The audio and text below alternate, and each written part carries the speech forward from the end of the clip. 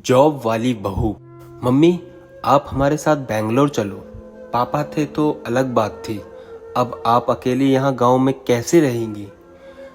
बेटे दीपक ने कहा तो मैं असमंजस में पड़ गई। एक्सीडेंट से हुई उनकी अचानक मौत से मैं अपने आप को लाख कोशिश के बाद भी संभाल नहीं पा रही थी। 12 दिन हो जाने से सभी मेहमान चले गए थे। बेटा दीपक और बहू कविता दोनों ही इंजीनियर हैं। मेरी सहेलियां ने मुझसे कहा कि बेटे बहू के पास रहने नहीं जाना, क्योंकि कमाने वाली बहू और बुजुर्ग सास बिल्कुल अच्छी नहीं लगेगी। उसकी आज़ादी में तुम्हारे जाने से खलल पड़ेगी। वो तुम्हें ताने मार मार कर तुम्हारा जीना हराम कर देगी। वैसे भी भाई साहब ने जीते जी ही पूरी संपत्ति बेटे के नाम कर दी थी। ऐसे में तो पूरी संभावना है कि बेटा बहू यहाँ का मकान बेचकर माल तो सब ले लेंगे और तुम्हें पाई पाई के लिए तरसा देंगे। लेकिन बेटे बहू के साथ जाना मेरी मजबूरी भी थी। 60 की उम्र में अपने घुटनों के दर्द के कारण मैं अपनी दुकान चलाने में असमर्थ थी। 12 दिन के कार्यक्रम का पूरा खर्चा बेटे ने ही किया, लेकिन छोटे मोटे खर्च के लिए बेटे के आगे हाथ फैलाना मुझे ठीक नहीं लगा और जो थोड़े बहुत पैसे हमने जमा कर रखे थे वे खर्च हो गए। अब हालात ये थे कि मेरे पास 50 रुपए भी नहीं थे। असमंजस में मैं दीपक को कोई जवाब नहीं दे पाई। इतने में अनीता ने कहा, मम्मी जी बताइए कि कौन कौन सी साड़ियाँ रखनी है, मैं आपकी सूटकेस पैक कर देती हूँ। कविता के ऐसे कहने पर मैं कुछ बोल नहीं पाई और चुपचाप इन लोगों के साथ बेंगलोर आ गई। दीपक और कविता दोनों ही मेरा पूरा ख्याल रखते, सभी साथ ही खाना खाते। कविता मेरी पसंद के हिसाब से खाना बना देती। दोनों की यही कोशिश रहती कि मुझे इनकी याद ना सताए, मैं खुश रहूं। 8 साल का पोता मोंटू तो दादी माँ कहकर मेरे आगे पीछे घूमते रहता। मैं कोई भी चीज़ के लिए बोलती तो वो चीज़ मुझे बराबर ला कर दे देते। ये सब देखकर मेरे मन को बहुत शांति मिल रही थी। मैं सोचने लगी कि लोग बेवजह ही आजकल के बच्चों को बदनाम करते हैं, कि वे लोग बुजुर्ग माँ बाप की कदर नहीं करते, खासकर यदि बहू कमाने वाली हो तो वो सास को नौकरानी ही समझने लगती है। अनीता भी तो कमाती है, लेकिन कितने अच्छे से घर और दफ्तर दोनों संभालती है, कभी कोई ताना नहीं मारती। वो तो मुझे ही लगता है कि वो ऑफिस और घर दोनों जगह का काम कर थक जाती होगी, इसलिए मैं ही थोड़ा बहुत काम कर लेती हूँ। लेकिन बेटा बहू दोनों ने कभी भी मुझे किसी काम के लिए नहीं कहा। 1 महीना कैसे बीत गया पता ही नहीं चला।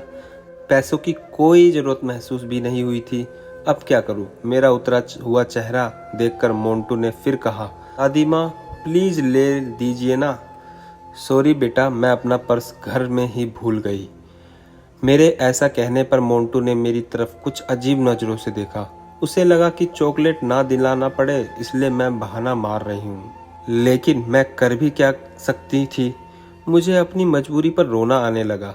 मैं कैसी दादी हूँ कि अपने पोते को चॉकलेट भी नहीं दिला सकती। इनके जाने के बाद पहली बार मैं अपने आप को बहुत ही असहाय महसूस कर रही थी। हमने बाहर डिनर किया। कविता ने मेरे पसंद की काजू करी ऑर्डर की थी, लेकिन मुझे उसमें भी स्वाद नहीं आ रहा था। घर आने पर थोड़ी देर सभी ने टीवी देखा। दीपक सोने चला गया और अनीता मोंटू के कमरे में गई ताकि मच्छर की टिकिया लगाकर उसे ब्लैंकेट आदि देकर सुला दे। मैं भी अपने कमरे में सोने जाने लगी। इतने में मुझे मोंटू की आवाज़ सुनाई दी, मम्मी दादी माँ बहुत ही कंजूस है, तू ऐसे कैसे बोल रहा है? हाँ मम्मी, आज मॉल में घूमते वक्त मैंने दादी माँ को चॉकलेट दिलाने कहा तो उन्होंने कहा कि वे अपना पर्स घर में ही भूल आई हैं। कितना अच्छा है ना मम्मी कि बाहर जाओ तो पर्स ही साथ में ना ले जाओ, तो कुछ खर्चा ही नहीं होगा। कंजूस दादी माँ। ये क्या मोंटू, दादी माँ के लिए ऐसा बोलते वक्त तुम्हें जरा भी विचार नहीं आया? क्या तुम उनके दुख को समझ सकते हो कि वो फिलहाल कितने दुख में हैं? दादी माँ को क्या दुख है? बेटा, अभी तक दादी माँ और दादाजी गांव में एक साथ रहते थे। जब अचानक दादाजी हम सबको छोड़कर चले गए, जिस व्यक्ति के साथ हम 2400 घंटे रहते हैं, साथ में उठते बैठते हैं, साथ में खाना खाते हैं, अपना सुख दुख शेयर करते हैं, वो ही व्यक्ति अचानक हमसे बहुत दूर चला जाता है तो कितना दुख होता है ये अभी तुम नहीं समझ सकते। सोचो, अचानक तुम्हारे मम्मी पापा तुमसे बहुत दूर चले जाए, इतनी दूर कि कभी वापस ना आए, तो क्या तुम्हें दुख नहीं होगा? नहीं मम्मी, मैं आप लोगों के बिना नहीं रह सकता। बेटा फिर सोचो, दादी माँ दादाजी के बिना कैसे रह रही होंगी।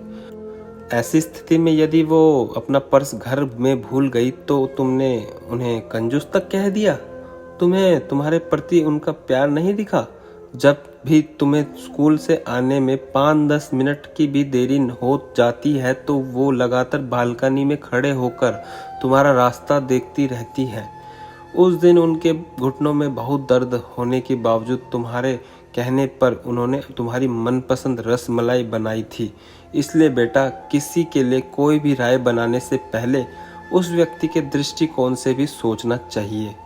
सॉरी मम्मी, ये वार्तालाप सुनकर मुझे अपनी बहू पर बहुत गर्व हुआ। उसकी जगह यदि मैं होती तो शायद मैं भी अपने बेटे को इतने अच्छे से नहीं समझा पाती।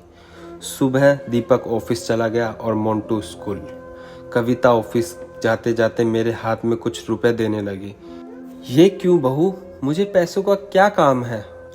मम्मी जी, इंसान को पैसों का कब काम पड़ जाए कह नहीं सकते। आप मंदिर जाती हैं, कभी दक्षिणा चढ़ा दीजिए, कभी चिंटू को कोई चीज के लिए जिद करे तो उसे वो चीज लेकर दे दीजिए। लेकिन बहू, मम्मी जी, यदि यह पैसे दीपक आपको देते तो क्या आप मना करती?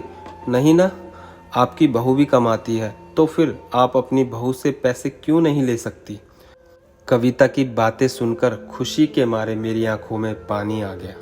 जो बात मेरा बेटा भी समझ ना सका वो बात मेरी बहू ने समझ ली थी। मैं ईश्वर से प्रार्थना करने लगी कि मेरे जैसी बहू वो सबको दे।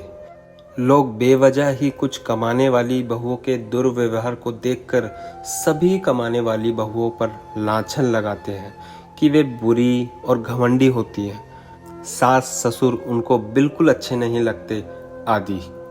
कुछ बहुएं कविता जैसी समझदार, सुलझे विचारों वाली, बड़ों का सम्मान करने वाली भी होती हैं। आज कविता ने कमाने वाली बहू के बारे में मेरी आंखों पर पड़ा पर्दा हटा दिया था।